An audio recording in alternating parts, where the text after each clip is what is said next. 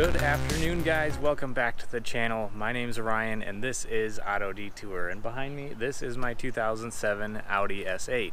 So we're back to the S8 content. My last couple of videos were about the boat and the truck, so those of you that are here for the Audi, well, we're gonna make another video on it today. But I got the Audi in October of last year, and at the same time I started my YouTube channel because I wanted to make videos about the S8 and the buying it and bringing it back to Minnesota. And since doing that, by far the most common question I get is, I'm looking at an S8, should I buy it? So I thought today we would make a video. I was going to put together 5 of the most common things to look out for when buying the D3 2007 to 2009 Audi S8 with the V10 in it. So we'll just walk around the car, we'll look at it, and I'm going to talk about the 5 most common things to watch out for if you are considering buying an S8. Alright, so for the first item on my list, we're going to start up here at the front of the car. Actually, before I go into it, I want to say mine's an 07, so it's 11 years old now. Possibly more depending on when it was produced in 2007 or if it was even made in 2006. But mileage is a big deal on these cars. Since they are that old, and if you drive the average mileage per year, they're going to have 120,000-ish miles on them, and that's normal driving. So, you know, that's going to be a common mileage, but it's also going to have a lot of common problems. So one of them being, you're going to want to watch out for the control arm bushings. Very common problem in this car to have control arm bushings go bad. So not a huge deal. Not going to really break the bank if you're a DIY person and you can do it yourself, but it's going to be a bigger deal if you're going to want to take it to the dealership. I don't know the costs on that item, unfortunately, but judging by the other things that I've had done to it, it's probably not the cheapest thing, but probably a fairly easy thing if you want to do it yourself. Since we're talking suspension, let's go ahead and talk about the second item on my list. So the second thing you'll want to watch out for is the air suspension. So the D3 S8 as well as the A8, they have air ride suspension. My car, I did lower it using VCDS, but basically what I'm seeing on the forums and online is right around 100,000 miles is kind of when you start to see problems with the air suspension, whether it be a leak in one of the air valves, or a leak in one of the bags, or just a leak anywhere in the air suspension. They can be difficult to track down. And if you're going to be replacing any of the air struts in this car, say you do the front, plan on spending anywhere from $2,000 to $4,000 depending on, again, if you do it yourself or take it to a third-party mechanic, or especially if you take it to the dealer. My car has just under 83,000 miles on it right now, and so I'm hoping that any air suspension issues may be delayed for a little while, but you never know. So it's just part of the deal with owning the S8. So with that being said, let's move along to item number 3. The third item on the list is just the overall general care of the car. Has somebody in the past taken good care of the car? And you can usually tell these things because you can just look at everything. Is it nice and maintained? Is it clean? Is it free of scratches? Does everything work? Most importantly in this car, does everything work? Especially on the interior. You know, this thing has about 10 million different little electric motors that power and run different things. Just play with everything on the car. Make sure it all works, because like I showed in my video of getting stuff fixed at the dealer, just the mirror alone on this car, not even the whole mirror, just the mirror motor on the passenger side, cost $1,200 to fix at the dealer.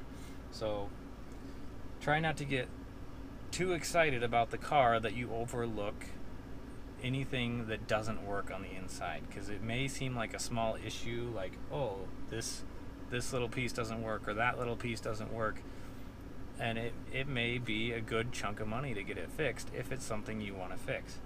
Look at the interior of the car. Did the person that owned it before you take good care of it? So I have the wood grain look trim here, It is totally free from any scratches. This aluminum panel doesn't have any scratches on it. You know, you just want to make sure that it's been well taken care of. Do all the buttons work? Because all these buttons here, they're right in a prime spot to get, you know, coffee or smoothies or, you know, sugary coffee drinks or soda right in these buttons. Do they all work? Are they sticky? Do they work properly? Does all the automatic climate control work? You just want to make sure that somebody has taken good care of the car, especially on the outside as well. Here, we can walk around the outside. So on the outside of the car, you know, are the wheels in good shape? Are they dinged up? You know, mine happen to have some curbing on them, which, you know, I was willing to accept a little bit of curb rash and a couple minor cosmetic blemishes, but overall the car has been well maintained. You know, is the paint in good shape? Does it look like it's been well taken care of? You know, like on my car, I can tell that somebody has done a professional touch-up on the rock chips. Let's jump back inside here. I had previously looked at an S8 where just about everything in the interior was broken. It would have been an absolute nightmare and probably a small fortune to fix. The mirror was falling off of the ceiling. The tweeters in the corners weren't rising up out of the dash all the way. The cigarette ashtray was broken and falling out. There were just a million different little things that were broken and needed attention. So the problem with these cars is now that they're getting a little more inexpensive, young idiots like myself tend to buy them, and when each little thing breaks, they begin to add up and don't take the time or the money to fix them properly. So, not saying I do that, because I want to keep the car, I'm a car guy and I keep them in nice shape, but you could see where, you know, you get one little thing like a mirror motor that goes out and it costs you $1,200 to fix it. You might let that go. And then say the motor for the MMI screen goes out and it stops coming out of the dash. Well, you don't really need that up, I guess, so you don't pay the money to fix that. And on and on, and things just tend to break. So that was a big one for me, and that's why I wanted to add it to the list. So on to the fourth item on the list. In order to look at that one, I mean, we won't be able to look at it, but let's pop the hood. We're outside the car here, and for the fourth item on the list, and it's kind of a big one, is carbon cleaning. It's not just the S8, but any direct injection motor, especially from Audi and Volkswagen. Normal injection, the fuel gets injected and the cleaners and the detergents spray through the intake and actually get the intake valves wet and keep them clean. On a direct injection motor, the injectors are inside the cylinders, so they don't spray the intake valves, and because of that, you get carbon buildup. So, you know, in order to get to it, you have to take the intake off and basically go in there and clean the intake valves one by one. You know, get all the carbon out of there, clean them with whatever cleaner you need to clean them with. Even get in there, I've seen guys get in there with like dental picks and clean around the edges. What happens is it builds up in there, and then the intake valves don't seat properly, and obviously you lose performance. You're gonna pay anywhere between $1,500 and $2,000 at a third-party shop to get that done, and anywhere from $3,000 to $4,000 to have the dealer do that for you. So if you're looking at a car and the carbon cleaning has not been done within the last, I'd say, 30,000 miles, that's something you're going to have to consider with this car.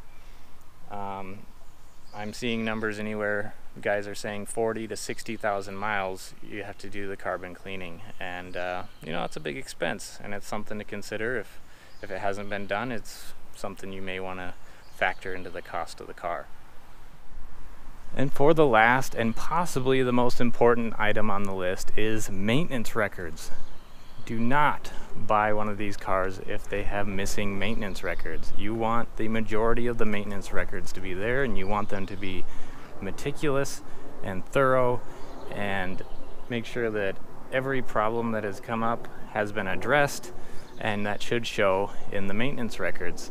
So a lot of things I already talk about may be caught just by looking at maintenance records, but I cannot stress this one enough. So just the oil changes on this car alone, if you miss one or skip one, oil changes Audi recommends every 10,000 miles, which isn't a big deal. That's not uncommon, but the big deal is the 5.2 liter V10 in this thing holds 11 quarts of full synthetic motor oil. So you could see where somebody that maybe bought a car that they could barely afford may want to skimp on the oil change, because, well, that's going to be a pretty big dollar amount for an oil change. You can only imagine what 11 quarts of full synthetic plus a filter plus if you're paying somebody to do it for you is going to cost you.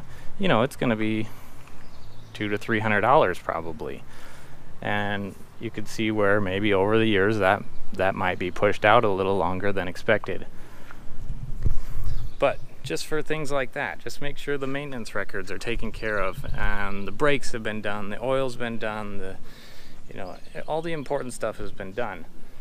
Even though you can buy one of these now for in the upper teens, which is less than what you can buy a Honda Accord for now, you're still going to be paying luxury car maintenance prices. This car MSRP'd for around $115,000 when it was new. Doesn't matter that it's only worth maybe $18,000 now.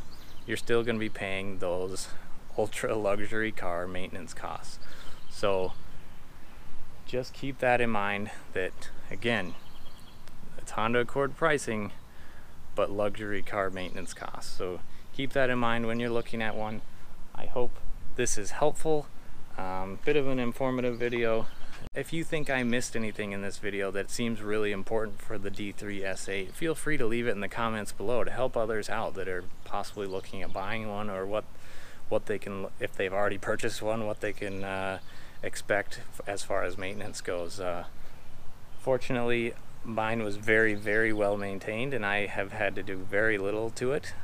Another thing I wanted to mention, which this just brought it up, if somebody will offer an extended warranty on it, consider that, because if you pay $2,000 for an extended warranty, it may be worth it.